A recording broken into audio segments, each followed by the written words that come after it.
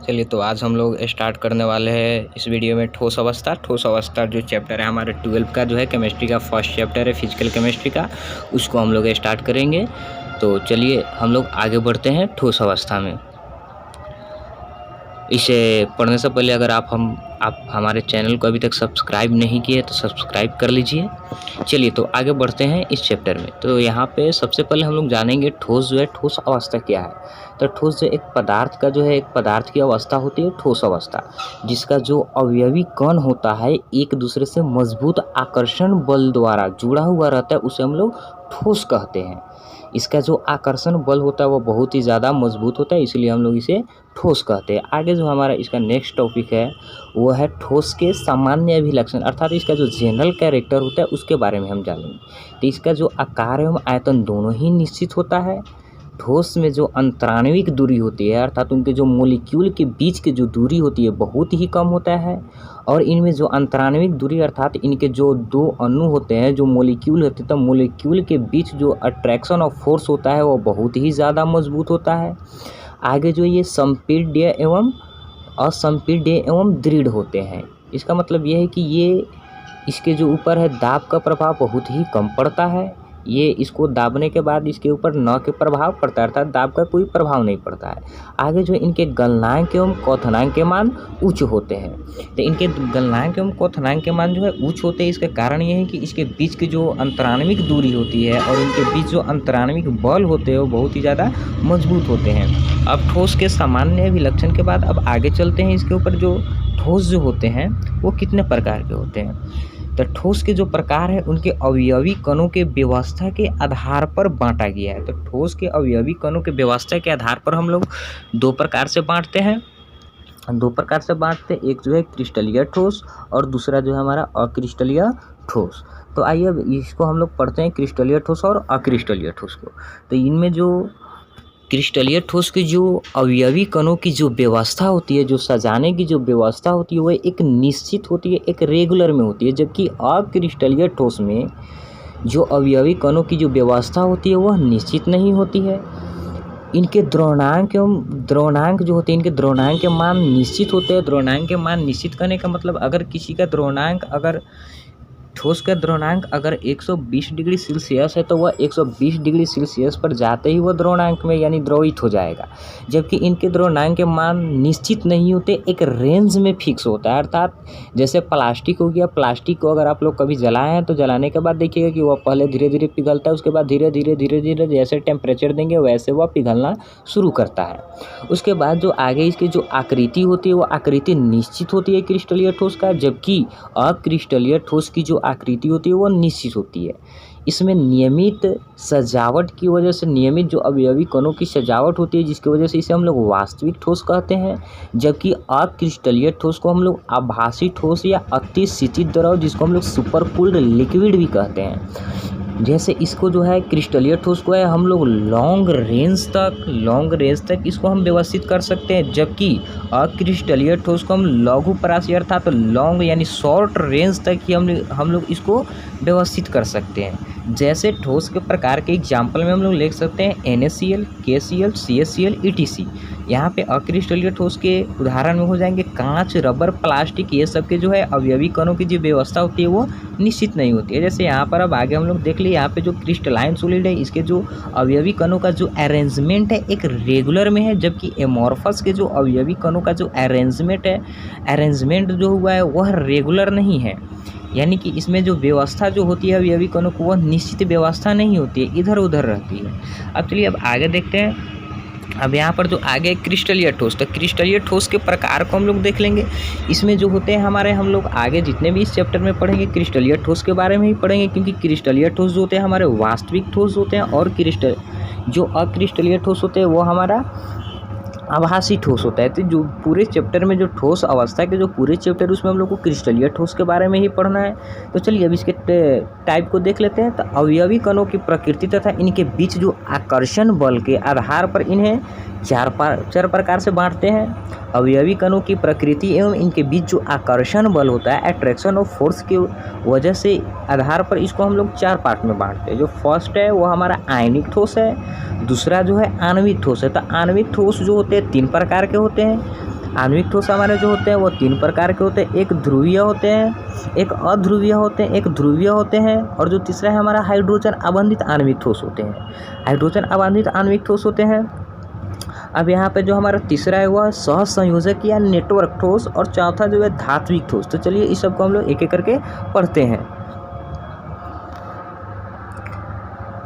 तो आगे अब हम लोगों का है ठोस के प्रकार। जैसे आयनिक ठोस है, तो आयनिक ठोस के जो अवयवी कण होते हैं, आयनिक ठोस के यहाँ पे जो अवयवी कण होते हैं वो अवयवी कण, आयनिक ठोस के जो अवयवी कण होते हैं वो आयन होते हैं, आयन के रूप में मौजूद रहते हैं।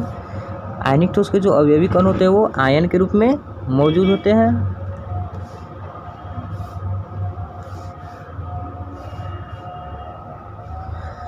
यहाँ पे आयनिक ठोस के जो अवयवी कण है वो आयन के रूप में मौजूद रहते हैं, जबकि इसके बीच जो आकर्षण बल होता है, इनके बीच जो आकर्षण बल होता है वह स्थिर वैद्युत आकर्षण बल होता है।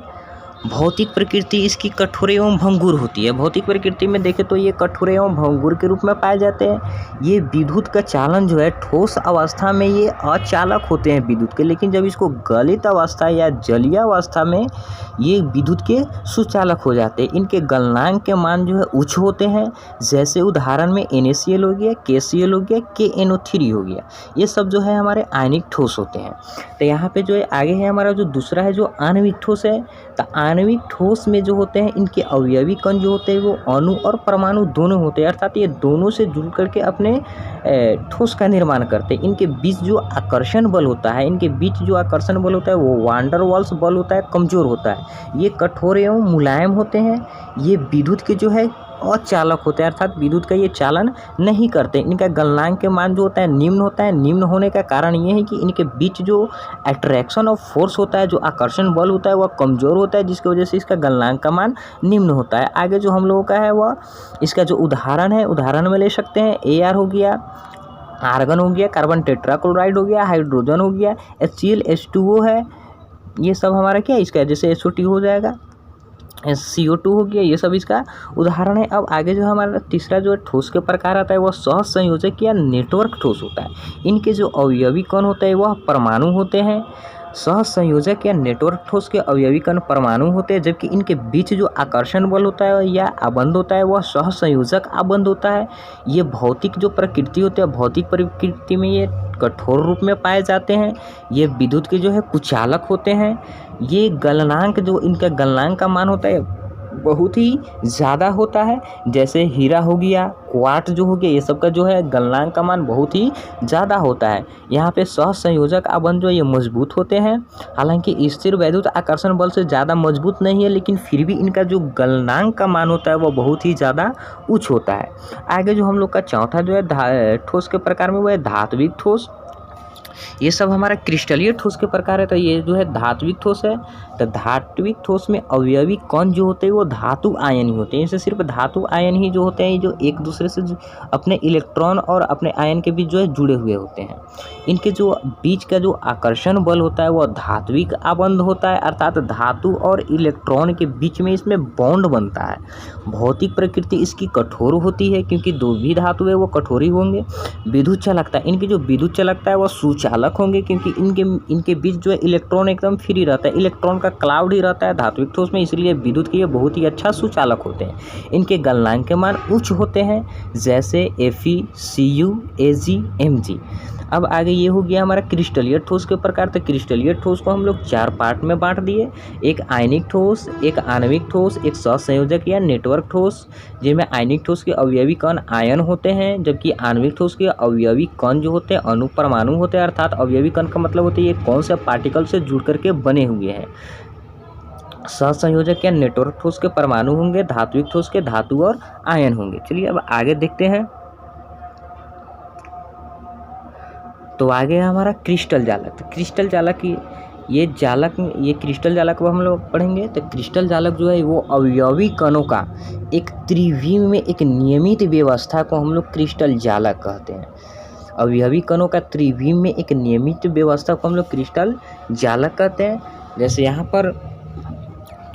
यहाँ पर इसका जो अरेंजमेंट हुआ है, इस अरेंजमेंट में आप देख सकते हैं। तो यहाँ पे अवयवी कण, यहाँ पर ये जितने भी सारे ये सब हमारे क्या है अवयवी कण है, जो अवयवी कण एक अणु, परमाणु या आयन को दर्शाता है। तो ये जो है ये अवयवी कण है। तो ये सबका एक त्रिविम में नियमित जो सजावट होती है, सजावट के बाद ये जो एक क्रिस्टल जालक का निर्माण करता है। जितने भी सारे क्रिस्टल जालक होते हैं वह एक यूनिट सेल से बने हुए होते हैं, अर्थात इसकी जो सबसे छोटी जो आवर्ती इकाई होती है जिसे क्रिस्टल जालक का निर्माण होता है।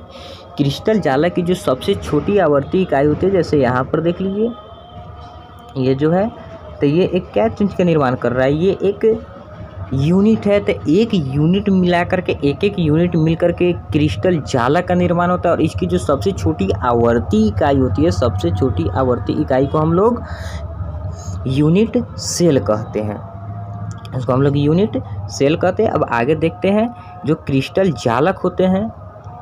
अब आगे यहाँ पे एकक कोशिका जो यूनिट सेल है। तो यूनिट सेल जो क्रिस्टल जालक की जो सबसे छोटी आवर्ती इकाई को हम लोग एकक कोशिका कहते हैं। जैसे यहाँ पर देखिए इसके एकक कोशिका जो होते हैं, एकक कोशिका के क्यूब के रूप में हम लोग पढ़ते हैं। और इसके जितने भी सारे साइड है, सभी साइड बराबर होते हैं। और सभी जितने भी सारे इसके एंगल है, अल्फ़ा बीटा गामा, सभी एंगल इसके 90 डिग्री के होते हैं। तो चलिए अब आगे पढ़ते हैं। आगे है एकक कोशिका के प्रकार। तो एकक कोशिका को हम लोग दो पार्ट में बांटते हैं। एक जो है आधे एकक कोशिका या सरल घनीय जालक, जिसको प्रिमिटिव यूनिट सेल और सिंपल क्यूबिक बोलते हैं। आगे जो है केंद्रीय एकक कोशिका। तो केंद्रीय एकक कोशिका को हम लोग तीन पार्ट में बांटते हैं। एक जो होता है अंतः केंद्रित एकक कोशिका, जिसको हम लोग BCC बोलते हैं। एक जो होता है फलक केंद्रित एकक कोशिका, जिसको हम लोग FCC बोलते हैं। एक जो होता है अंत्य केंद्रित एकक कोशिका, जिसको हम लोग ECC बोलते हैं। अब ये सबको आगे हम लोग एक एक करके पढ़ते हैं। अब आगे आध एकक कोशिका एवं सरल घनीय जालक। तो आध एकक कोशिका उसे कहते हैं जिसके यूनिट सेल में, जिसके घनीय यानी यूनिट सेल के प्रत्येक कॉर्नर पे, यूनिट सेल के प्रत्येक कॉर्नर पे एक एक अवयवी कण मौजूद रहता है। यूनिट सेल के प्रत्येक कॉर्नर पे एक एक अवयवी कण मौजूद रहता है, उसे हम लोग सरल घनीय जालक कहते हैं, या इसको हम लोग SCC भी कहते हैं। इसमें जो जालक बिंदु की संख्या होती है, कुल जालक बिंदु की संख्या इसमें 1 होती है, क्योंकि इसमें सिर्फ कॉर्नर पे मौजूद रहते हैं और 8 कॉर्नर होते हैं। और एक कॉर्नर पे ये गोला के अवयवी कण के 1/8 भाग मौजूद रहता है। तो ये इसको हम लोग निकालेंगे तो ये आ जाएगा हमारा एक लैटिस पॉइंट इसमें मौजूद रहता है। तो इसमें लैटिस पॉइंट की जो संख्या होती है वो हमारा 1 होता है। इसमें जो संकुलन क्षमता जो पाया जाता है, जो पैकिंग इफिशियंसी होती है, इसके 52.40% होती है। घन का किनारा A तथा गोले की त्रिज्या R के बीच अगर संबंध देखें तो इसमें R = A/2 होती है, अर्थात घन के किनारे की जो लंबाई है उसकी आधी होती है इसमें त्रिज्या। चलिए अब आगे देखते हैं। आगे हमारा अंतः केंद्रित एकक कोशिका। तो अंतः केंद्रित एकक कोशिका है बॉडी सेंटर्ड यूनिट सेल। तो इसमें घन के जो कॉर्नर होते हैं, घन के कॉर्नर के प्रत्येक पर तो एक एक अवयवी कण मौजूद रहेंगे ही, उसके अलावे भी इसके बॉडी में एक अवयवी कण मौजूद रहता है। तो जितने भी सारे कॉर्नर है, सभी कॉर्नर पे एक एक, जिसको मिला करके 1/8 भाग मौजूद रहता है, जिसको मिला करके एक बिंदु हो जाएगा। और बॉडी में एक होगा जिसके जालक बिंदु की संख्या 2 हो जाती है। इसका जो संकुलन क्षमता है, संकुलन क्षमता 68% होता है।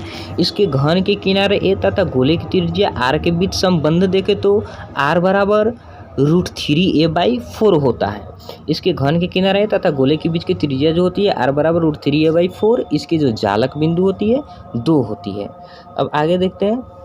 आगे जो है फलक केंद्रित एकक कोशिका है। तो इसके जो भी यूनिट सेल होंगे, यूनिट सेल एकक कोशिका के प्रत्येक कॉर्नर पे एक एक अवयवी कण मौजूद रहेंगे ही, उसके अलावे प्रत्येक फलक पे, प्रत्येक फेस पे एक एक अवयवी कण मौजूद रहता है। तो फेस पे जो अवयवी कण जो मौजूद रहता है वह 1/2 भाग। तो 6 गो फेस का जो रहेगा, तो यहाँ पर जो 6 गो फेस है, तो 6 गो फेस पे हो जाएगा 1/2 अर्थात 3, अर्थात इसमें जो लैटिस पॉइंट हो जाएंगे फेस पे 3 और प्रत्येक कॉर्नर पर के मिला करके 1, अर्थात इसमें जो कुल जालक बिंदु हो जाएंगे, कुल जालक बिंदु हो जाएंगे इसके 4 हो जाएंगे कुल जालक बिंदु।